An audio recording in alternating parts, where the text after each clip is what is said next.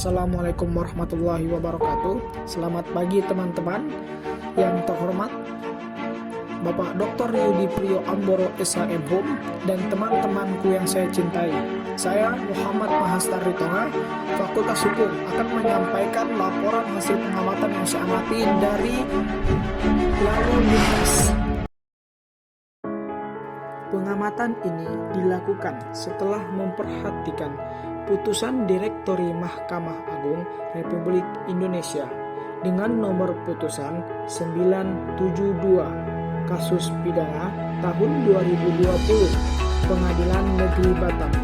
Di dalam putusan ini dijelaskan sebuah kecelakaan mobil dan motor yang memakan korban nyawa. Maka dari itu, saya di sini melakukan pengamatan tentang hukum lalu lintas.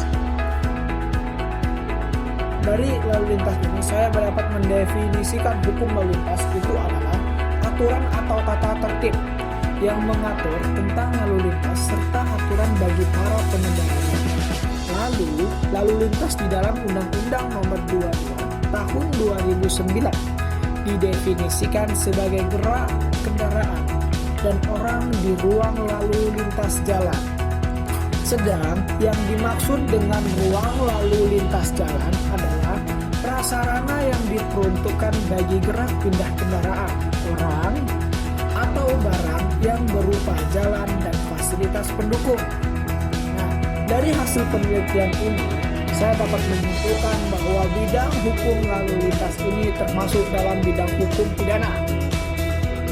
Dan asas yang terkandung dalam hukum berlalu lintas terdapat dalam Undang-Undang Republik Indonesia Nomor 22 Tahun 2009 tentang lalu lintas dan angkutan jalan. Pasal 2A, asas transparan. Asas transparan di sini adalah keterbukaan dalam penyelenggaraan lalu lintas dan angkutan jalan kepada masyarakat luas dalam memperoleh informasi yang benar, jelas, dan jujur, sehingga masyarakat mempunyai kesempatan berpartisipasi bagi pengembangan lalu lintas dan angkutan jalan. Lalu, pasal 2B, asas akuntabel. Yang dimaksud dengan asas akuntabel di sini adalah penyelenggaraan lalu lintas dan angkutan jalan yang dapat dipertanggungjawabkan. Lalu, pasal 2C, asas berkelanjutan. Maksudnya adalah menjamin kualitas fungsi lingkungan melalui pengaturan persyaratan teknik laik kendaraan dan rencana umum pembangunan serta pengembangan jaringan lalu lintas dan angkutan jalan. Lalu pasal 2D, asas partisipatif. Maksudnya adalah pengaturan peran serta masyarakat dalam proses penyusunan kebijakan, satu pengawasan terhadap pelaksanaan kebijakan, penanganan kecelakaan, dan pelaporan atas peristiwa yang terkait dengan lalu lintas dan angkutan jalan. Lalu ada asas bermanfaat. Maksudnya adalah semua kegiatan penyelenggaraan lalu lintas dan angkutan jalan yang dapat memberikan nilai tambah sebesar-besarnya dalam rangka mewujudkan kesejahteraan masyarakat. Lalu, asas efisien dan efektif.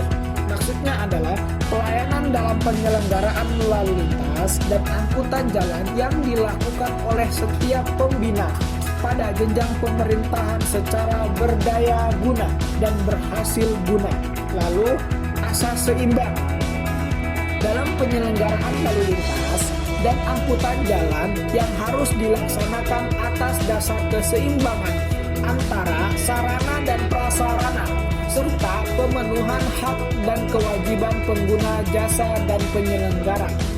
Lalu, asas terpadu adalah penyelenggaraan pelayanan lalu lintas dan angkutan jalan yang dilakukan dengan mengutamakan keserasian dan saling bergantungan kewenangan dan bertanggung jawab antar instansi pembina. Lalu yang terakhir adalah asas mandiri.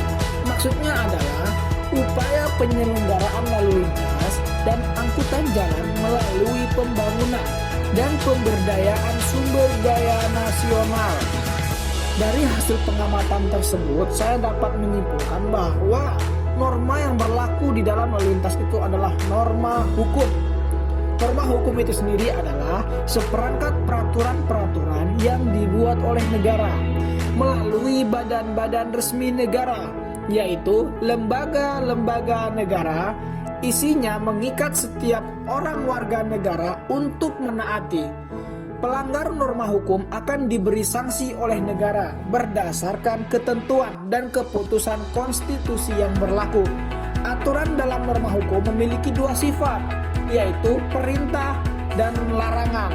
Nah, di sini kita sudah bisa mengambil kesimpulan bahwa norma yang berlaku dalam lalu lintas itu adalah norma hukum. Kenapa? Karena bersifat perintah dan larangan.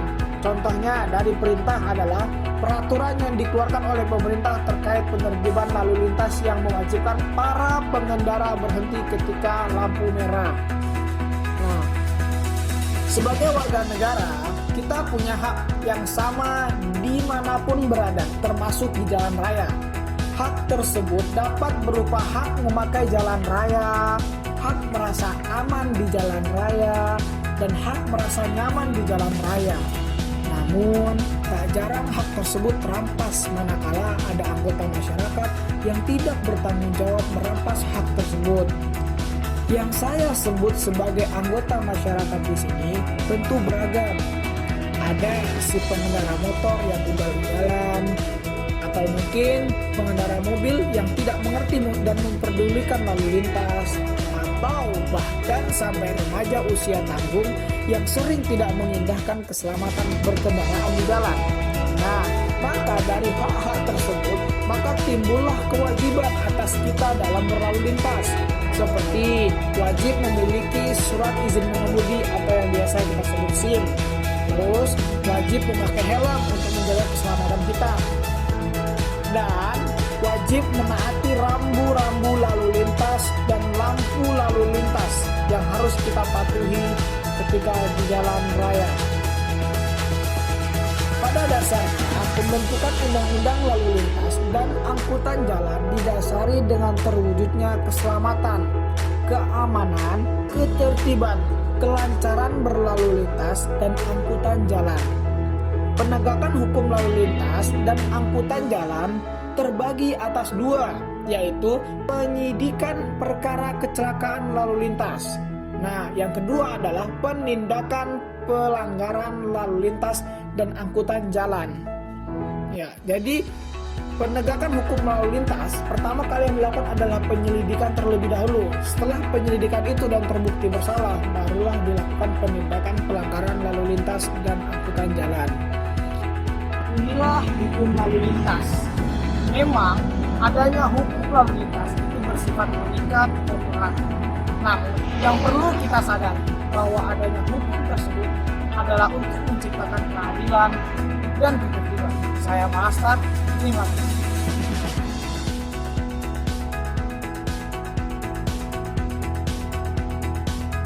Mungkin hanya ini yang bisa saya sampaikan, dan ini adalah hasil laporan pengamatan yang saya lakukan di hukum lalu lintas itu sendiri.